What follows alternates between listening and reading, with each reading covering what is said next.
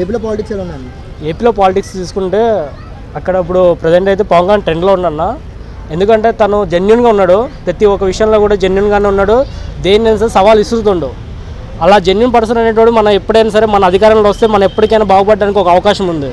దీన్ని మనం చాలామంది ఏం చేస్తున్నారంటే పాలిటిక్స్ అనేది డబ్బులకి అమౌంట్కి దీనికి మొత్తానికి కొనుగోలు పోయి అందరూ లాస్ అయిపోతున్నారు. వాళ్ళకి అర్థం కావట్లేదు అమౌంట్ గురించి. మనం తీసుకునే బడ్జెట్ ఎప్పటికైనా సరే అది రేపటికి మన నష్టమే తప్ప దేనికి కూడా ఉపయోగపడదు.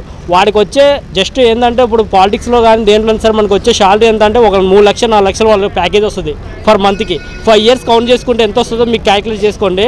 బట్ ఏంటంటే ఏ ప్యాకేజ్ ఇవ్వకుండా, ₹1 ఇవ్వకుండా, కోట్లు ఇవ్వకుండా కూడా సరే నేనున్నానని చెప్పి నిలబడిన పవన్ కళ్యాణ్ని గెలిపించకుండా మీరు అనవసరంగా డబ్బులకి ఆశపడి, దానికి ఆశపడి, దీనికి ఆశపడి మా నాయకుడు గొప్ప అని చెప్పేసి ఎవరినైనా గెలిపిస్తున్నారు.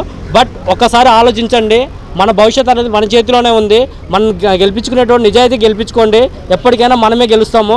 అలాంటి వాడు మన పాలిటిక్స్లో ఉంటే మనం ఎప్పటికైనా పైకి వస్తాము. అది నేను చెప్పగలను. పవన్ కళ్యాణ్ గారిని ప్యాకేజ్ స్టార్ అంటున్నారు, మరి దాని గురించి మీరు మాట్లాడతారు? ప్యాకేజ్ స్టార్ అని ఎందుకు అంటున్నారు అంటే ప్రతి ఒక్కరికి ఏంటంటే వాళ్ళకి ఉన్న బ్యాక్గ్రౌండ్లో వాళ్ళ ఫ్యామిలీ తరపున కానీ వాళ్ళ ఫ్యామిలీ ఇప్పుడు కొంతమంది పాలిటిక్స్లో తీసుకుంటే ఎలా ఉంటుందంటే వాళ్ళ బ్యాక్గ్రౌండ్ ఉందండి ప్రతి ఒక్కరికి. కానీ పవన్ కళ్యాణ్ లేదు కదా. పవన్ కళ్యాణ్ ఏముందంటే ఓన్లీ సినీ ఇండస్ట్రీ నుంచి వచ్చిండు. తన సినీ ఇండస్ట్రీ తనకు తప్ప ఇంకేం లేదు. తన సొంతంగా ఏం జాబ్ ఉందా, తనకి ఏమైనా బిజినెస్ ఉందా, ఏం లేదు కదా. ఆ విధంగా తన పాలిటిక్స్ కింద తను చెప్పడం కూడా కరెక్ట్ కాదు. అది అతను ప్యాకేజ్ తీసుకోవట్లేదు. బట్ ఏంటంటే తీసుకున్న డబ్బులు ఏమైనా సొంతంగా పెట్టుకొని ఏమైనా పక్కన పెట్టుకుంటుండా లేదు కదా. తన సొంతంగా తను ప్రజల కోసం పోరాడుతుండు, ప్రజల కోసం పెడుతుండు.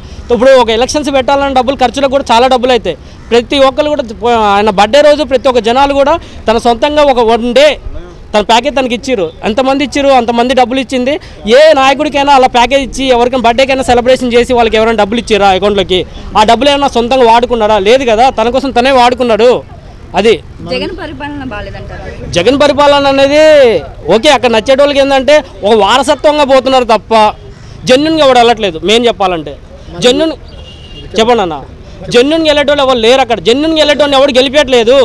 అది మెయిన్ ఏంటంటే మన దగ్గర ఉన్నది ఏంటంటే వారసత్వంగా కులాల తప్పంగా వాళ్ళ తరపున చూసుకున్నారే తప్ప పాలిటిక్స్లో జెన్యున్గా వెళ్ళి గెలిపించుకుందాము అనే పాలిటిక్స్ ఎక్కడ లేదు. అలాంటి పాలిటిక్స్లో పవన్ కళ్యాణ్ ఉన్నాడు కాబట్టి గెలవలేకపోతున్నాడు. మెయిన్ రీజన్ అదే. పవన్ కళ్యాణ్ గారు తన సొంత ఆస్తులను అమ్ముకుంటున్నారు కదా.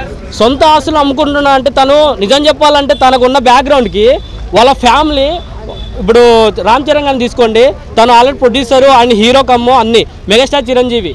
బట్ ఏంటంటే ఉపాసనకి ఆల్రెడీ బ్యాక్గ్రౌండ్ చాలా ఉంది. తనకు ఉన్న ఆస్తి అసలు ఏపీలో ఎక్కడ లేదు. బట్ ఏంటంటే అంత పెట్టుకొని కూడా తను ఎవరు సపోర్ట్ లేకుండా తను సొంతంగా నిలబడ్డాడంటే తను ఏందో మీరు తెలుసుకోవచ్చు. మనం చూసుకున్నట్టయితే 2019 వరకు పవన్ కళ్యాణ్ గారు సింగిల్గా పోటీ చేశారు. అవును. టీడీపీ కన్నడికి భయపడినట్టు జగన్కి భయపడినట్టు కాదు. ఎందుకు అంటే తను సొంతంగా నిలబడ్డా కానీ జనాలు జెన్యున్గా ఎవరిని గెలిపిస్తున్నారు, ఎవరిని గెలిపేట్లే కదా. అలాంటప్పుడు తను సపోర్ట్గా ఇలాంటి వాడు మళ్ళీ రాకూడదు మన పదవిలోకి. ఇలాంటి వాడు వస్తే మళ్ళీ మనకే ఫాల్ట్ అయింది.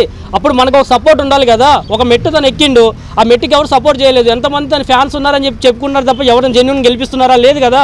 ఏపీ జనాలు నోటుకి అమ్ముకుపోతున్నారండి. అమ్ముకుపోతున్నారు సింపుల్గా. దాన్ని చెప్పడానికి ఏముంది, అమ్ముకుపోతున్నారు కాబట్టే కదా. వాడు గొప్ప వీళ్ళు గొప్ప అని చెప్పుకున్నారు. ఓటు ₹1 తీసుకోకుండా ఓటేసి గెలిపియమని చెప్పండి, ఎవరిని గెలిపిస్తారు? ₹1 ఇవ్వకుండా పంచకుండా ₹1 బయటికి వెళ్ళకుండా గెలవని చెప్పండి. ఏ నాయకుడు గెలవలేడు.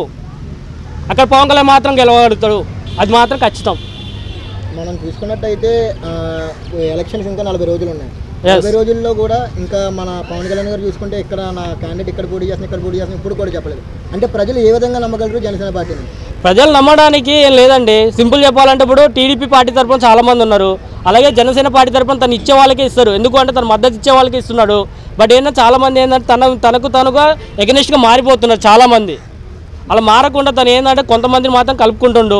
తను చేసేవాడిని, తను నమ్మిన వాడిని మాత్రం ఖచ్చితంగా నిలబట్టి తను ఏందో సవాల్ ఇస్తుండు. బట్ తన సపోర్ట్ ఎవరు చేయట్లేదు. అది మెయిన్. వస్తుంది కన్ఫామ్గా పవన్ కళ్యాణ్కే వస్తుంది.